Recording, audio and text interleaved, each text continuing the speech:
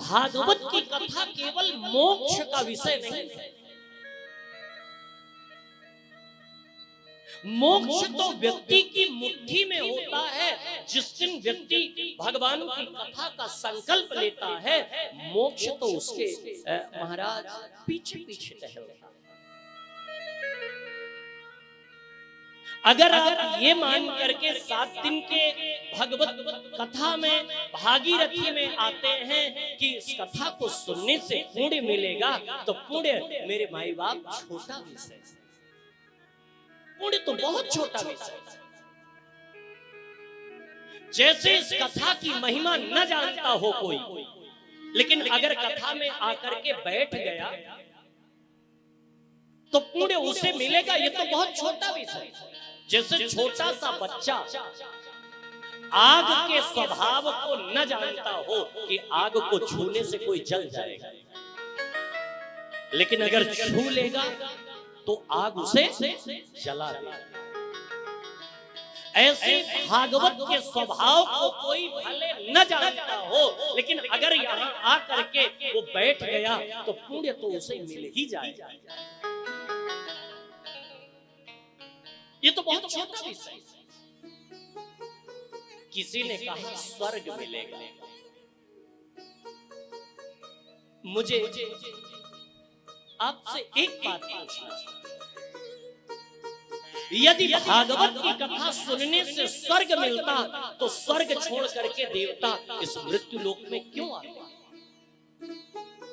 यदि इस कथा का टारगेट केवल स्वर्ग होता तो मुझे तो नहीं लगता है कि देवताओं को स्वर्ग छोड़ करके मृत्यु लोक में आने की आवश्यकता थी।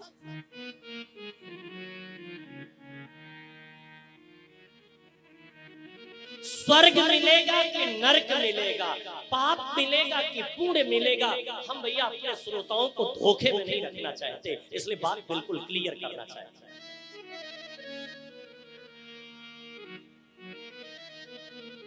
इसलिए बिल्कुल बात सीधी सीधी आपसे करना चाहिए, क्योंकि इस कथा में अगर इस लालसा से आए हैं कि स्वर्ग मिलेगा तो स्वर्ग बड़ा छोटा विषय है। कोई कहेगा पुण्य मिलेगा, अब भैया कोई किसी को पुण्य मिल रहा है, किसी को पाप मिल रहा है, कोई पाप लेकर के जा रहा है, कोई पुण्य लेके जा रहा है। यहाँ तो तमाम तरह के श्रोता आते हैं, किसी का टारगेट कुछ होता है, किसी का लक्ष्य होता है महाराज प्रसाद लेना, किसी का लक्ष्य होता है आरती लेना, किसी का लक्ष्य होता है दर्शन करना, किसी का अर्थ होता है यहाँ आने का, किसी का लक्ष्य होता है लाइटिंग देखना, किसी का आने का प्रयोजन होता है व्यवस्था देखना, किसी का आने का प्रयोजन होता है महाराज कौन कौन आया है ये देखना, किसी के आने का प्रयोजन ये होता है कि महाराज कथा कैसी चल रही है, किसी के आने का प्रयोजन ये होता है व्यवहारिकता हमारी मिल जाए, किसी के आने का प्रयोजन ये होता है महाराज कि हमारा समाज में स्तर बढ़ जाए। लेकिन महाराज ये बड़ा छोटा, कोई पड़ोसी को देखने आता है, कोई रिश्तेदारों से मिलने आता है, कोई महाराज संबंधों का निर्वहन करने आता है। कथा सुनने से पाप मिलेगा कि पुण्य मिलेगा मैं ये नहीं जानता, क्योंकि मैंने आज तक किसी को नहीं देखा कि कोई आया हो और भैया वो 1 किलो पुण्य ले जा रहा है कि आधा किलो ले जा रहा है कि सवा रत्ती ले जा रहा है, क्योंकि हमने किसी को ले जाते हुए नहीं देखा।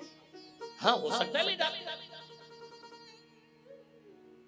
किसी को स्वर्ग मिलेगा कि नरक मिलेगा मैं ये बात नहीं कह सकता,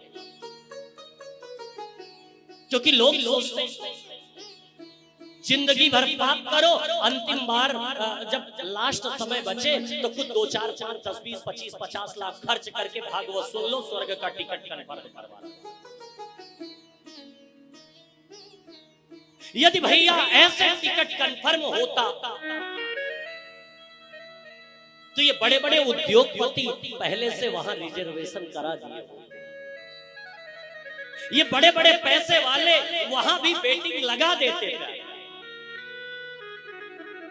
क्योंकि ये दुनिया के लोग इतने चालाक हैं कि मुझे कहने में कभी कभी बड़ी हंसी आती है कि मृत्यु के बाद भी किसी को वो छलना नहीं छोड़ते। मृत्यु के बाद भी उसके मरने के कार्ड भी छपाएंगे तो कैसे कैसे लच्छेदार भाषा लिखा करते हैं। मुझे तो कार्ड पढ़ पढ़ करके कभी बड़ी हंसी आती है। सबसे पहले उसमें मोटी हेडिंग डालेंगे, शोक संदेश, और फिर लिखना प्रारंभ करेंगे, बड़े दुख के साथ सूचित किया जाता है कि मेरे पूज्य फला का स्वर्गवास हो। अरे मुझे जवाब चाहिए आपसे, यदि आपको ये बात कंफर्म है कि मेरे वो पूज्य फला स्वर्ग गए तो दुख के साथ क्यों कह रहे हो? कहना चाहिए आपको कि मैं हर्ष के साथ सूचित कर रहा हूं कि मेरे पूज्य फला का स्वर्गवास हो गया। यदि ये बात आपको कंफर्म है कि मेरे वो स्वर्ग गए हैं तो दुख के साथ क्यों कह रहे हो भाई? कहना चाहिए आपको हर्ष के साथ सूचित कर रहा हूं कि मेरे पूज्य फला का स्वर्ग में आज देवताओं के द्वारा सम्मान किया जा रहा है। लेकिन फिर उसके आगे लिखेंगे, उनकी आत्मा की शांति हेतु कार्यक्रम निम्नवत है। क्या? फला तारीख छोड़कर फला तारीख एकादशा और फला तारीख को चकाचक भंडारा। आइए और खूब चकाचक बफर सिस्टम पाइए। यदि आपको दुख है उसके मरने का तो फिर भोज किस बात का, भंडारा किस बात का भाई?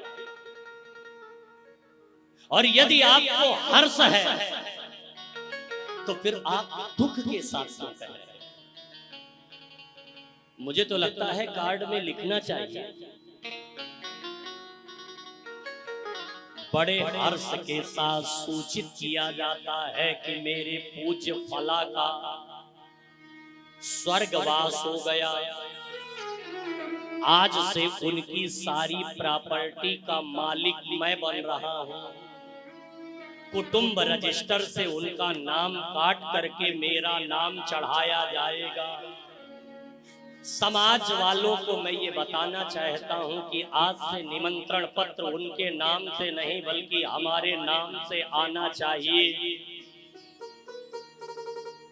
आज से सब जगह खतौनी रजिस्टर में मेरा नाम चढ़ाया जाएगा। इसी बात की पुष्टि हेतु आज से मैं उनकी इतनी बड़ी प्रॉपर्टी का वारिस बन रहा हूं, जिसके लिए चकाचक इतना विशाल भोज कर रहा हूं। आइए आप खूब चकाचक प्रसाद पाइए और अपनी मोहर लगा के दस्तखत कीजिए कि वारिस मैं ही पक्का हूं। लिखना चाहिए।